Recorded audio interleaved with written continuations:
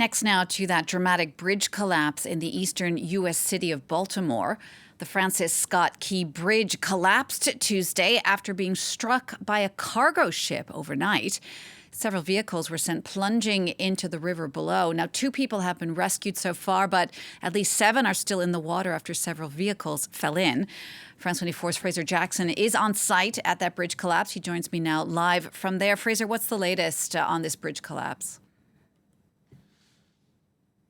So, Jeannie, I've moved position since you last saw me. We can now get a much better view of the bridge. If I step out of frame, you can see what the authorities are looking at here. It is a very devastating scene. You can see there the ship in the middle with that metal structure, mangled metal, sunken into the river, laying all around it. What we know is that at 1:30 local time, this ship that we see here, which is a Singaporean flag container ship, the Dali, hit this bridge, the Francis Scott Key Bridge, one of the vital arteries on the eastern side of Baltimore, a bridge that transports over 11.5 million people every single year. And there were some people on that bridge at the time of the collapse. Now, those numbers have ranged from 7 to 20, but we know that at least 2 people have been pulled out of the water in what the authorities are calling a mass casualty event. We've seen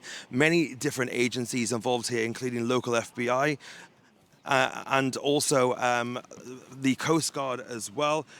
So you get a better view here of how difficult the job that they face is. The water very choppy and also very cold. It's about 10 degrees Celsius, which means that anybody inside that water can normally only last for about an hour to 3 hours, and we are now approaching well over 7 hours since that has taken place. Now, we are hearing now from ABC News citing intelligence reports as to why this might have happened. ABC is saying that the vessel notified the MD Department of Transportation that they had lost control of the vessel and a collision with the bridge was possible. We then now know that that bridge then obviously hit the bridge at around 1:30.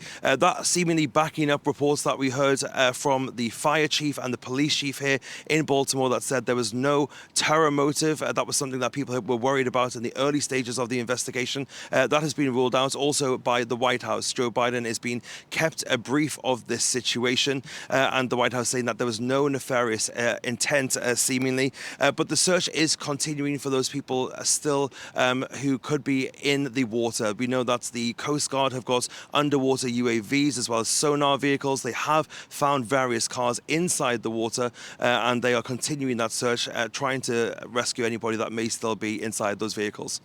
Fraser, tell us a bit more about this bridge itself. I mean, it's 8 a.m. there now. People are getting up, getting ready to go to work. What kind of effect is this tragedy going to be having on the millions of people who live in the Baltimore area?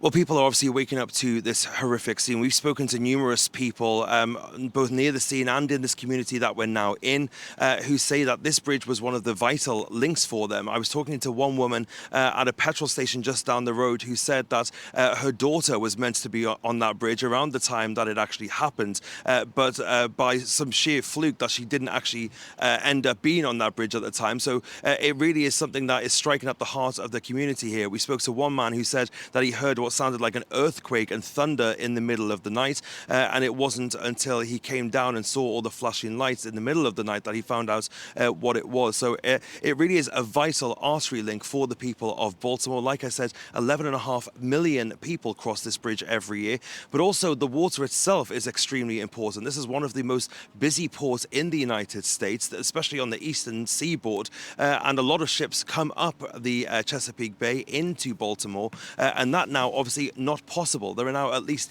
10 ships which have had to drop anchor off outside of Baltimore because that waterway is now blocked by the remains of that bridge. We don't know how long it will take to clear this up. The mayor of Baltimore said that is a question that is best left to later, and that they need to focus now on trying to save as many lives as they can in that search and rescue mission. But it is likely to be a long time before that bridge is extracted from the water, and especially until it's built again. And until then, lots of disruption, both commercially and also in the lives of the people who live here in Baltimore.